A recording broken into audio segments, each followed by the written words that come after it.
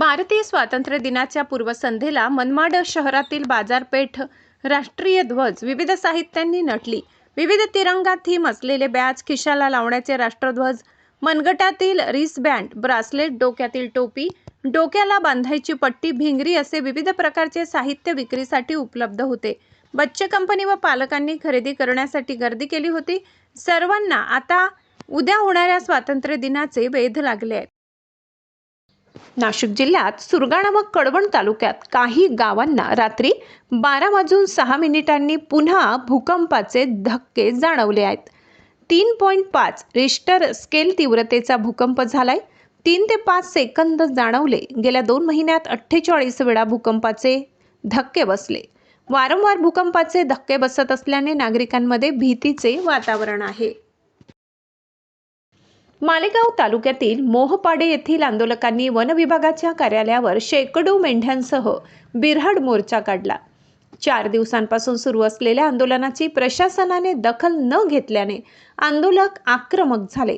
One जमिनीवरील अतिक्रमण तातडीने हटवावे तसेच अतिक्रमणाला जबाबदार अधिकाऱ्यांचे निलंबन करावे यासह विविध मागण्यांसाठी मेंढपाळांनी तीव्र आंदोलन उभारले आहे.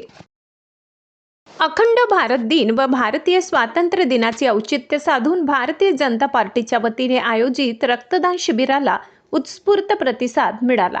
तरुणांनी रक्तदान केले. भाजप नेते गणेश धात्रक व जिल्हा उपाध्यक्ष नितीन पांडे यांच्या हस्ते रक्तदान शिबिराचा शुभारंभ करण्यात आला.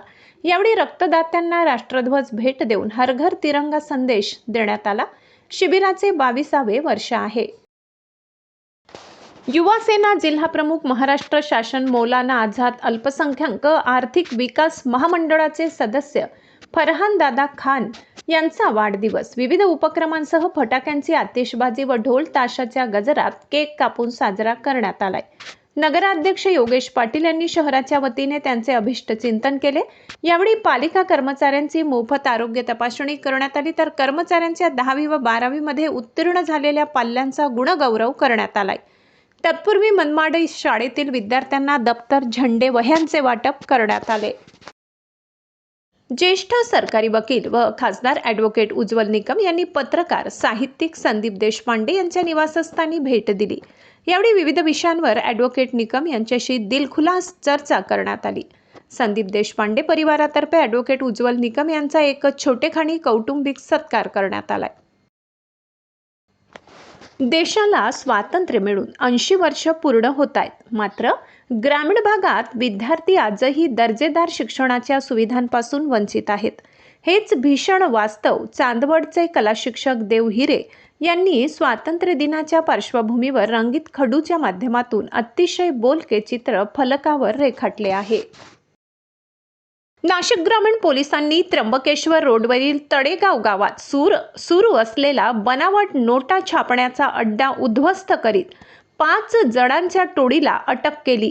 10 लाख रुपयांच्या चलनी नोटांच्या बदल्यात 30 लाख रुपयांच्या बनावट नोटा देताना पोलिसांनी ही कारवाई केली आहे. देवळा तालुक्यातील भाबड बारी घाटाच्या पायथ्याशी रामेश्वर फाट्यावर बस व दुचाकीचा भीषण अपघातात दुचाकीवरील 3 जण जागीच ठार झाले. अपघाताची तीव्रता इतकी अधिक होती की दुचाकीवरील 3 बसच्या खाली येऊन 3 मृतांचे शरीर अक्षरशः छिन्न विछिन्न झाले. युवा सेना जिल्हा प्रमुख माननीय फरहान दादा खान यांना वाढदिवसाच्या मनपूर्वक शुभेच्छा.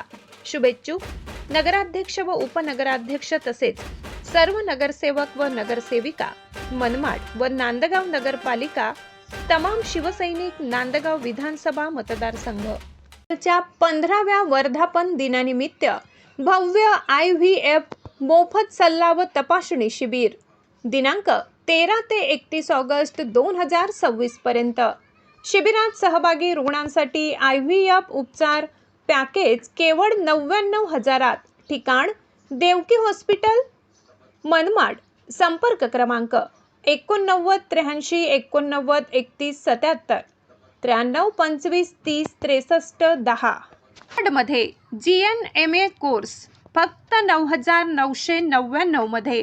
पात्रता 12वी पास नापास. सिद्धी पॅरामेडिकल. संपर्क क्रमांक 98 23 25 53 55.